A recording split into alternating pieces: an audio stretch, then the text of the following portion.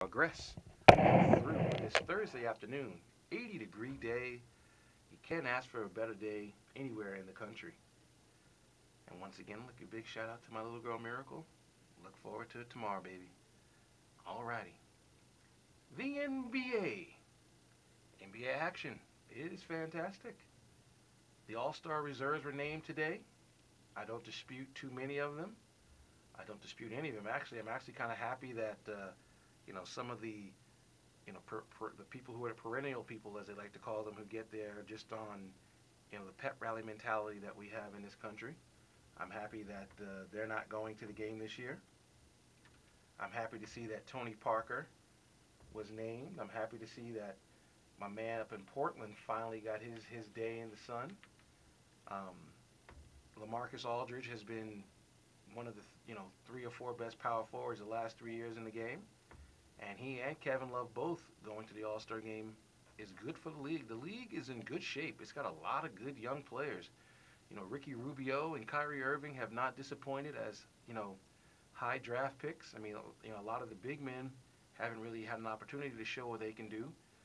Kemba Walker hasn't really, or Jimmer Fredette either, has had any kind of impact. In fact, Jimmer got the chance to play in front of the Utah crowd, and he didn't play his best game, but I'm certain that he will at some point in his career give the fans in the state of Utah, some memories of what it was when he was playing in college.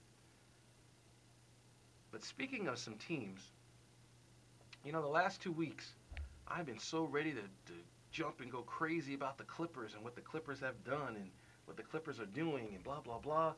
And every time the day before my show, I'm about to do it, the Clippers lose. Here I am ready to pump up the Clippers. They won 4 road games in a row for the first time since the 80s, since the merger, actually. The Clippers are playing unbelievable basketball. Come from behind win in Orlando.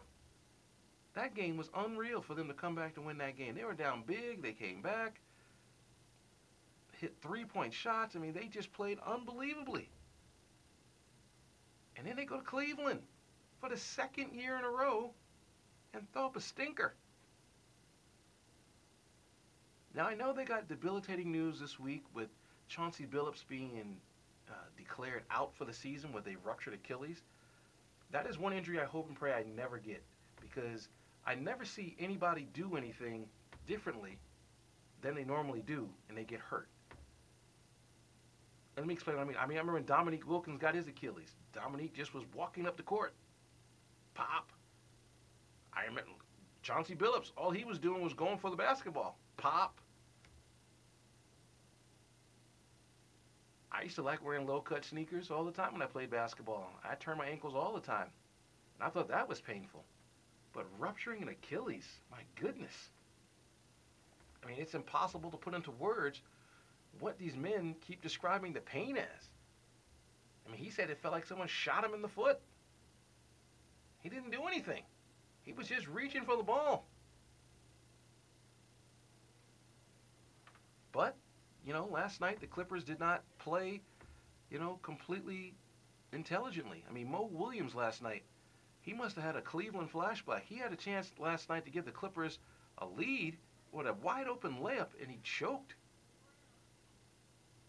Blake Griffin is playing just, like Karl Malone. But somebody needs to tell Blake Griffin he needs to roll to the basket.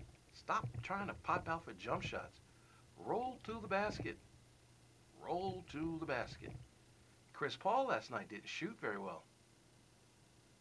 So, just when I'm ready to jump on the Clippers more and more and more, they put up a clinker. Come on, Clip. Get it done. 2 more games on the road trip. You're doing great. Just keep leading the division. Speaking of other shocking things that have happened, I said to you on my show last week. Last week was a good week for me. I said to you on my show last week, the Knicks stink. The Knicks need a point guard. They need someone to organize their shots. They need somebody to organize the way they play. And what happens? They got a guy sitting on the bench from Harvard named Jeremy Lin. Jeremy Lin. Hey, I played point guard in college. I know how to distribute the ball. Give me a chance, coach. And the coach gives him a chance. And look what happens. 3 straight wins. He scored over 20 points in 3 straight wins. He's distributing the ball very well. They're beating teams by a lot of points. They're not just winning by 1 or 2. They're beating teams pretty well. And it's all because of him. Think about that for a second. I tweeted this week, I was watching Portland play Oklahoma City.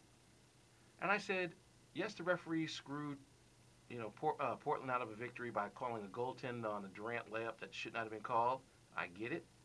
But I tweeted this week and I said, Raymond Felton was out, and Portland couldn't finish the deal because they didn't have anyone distribute the ball.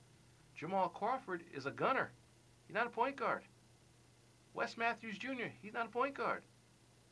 And so these guys were coming into the game trying to distribute the ball, and they couldn't get it done. And it allowed Oklahoma City to stick around, force overtime with the help of the referee, and then lose. Then beat Oklahoma City, beat them in overtime because they didn't have a point guard to give them the ball. And as much as I love Derek Fisher, it's time for the Lakers to find a new point guard. Look at the Spurs. Nobody, I mean nobody, thought the Spurs would be what they're doing right now. Yes, they got off to a slow start. They lost all those games on the road, and Manu Ginobili's out with a broken hand. But Tony Parker, he's balling.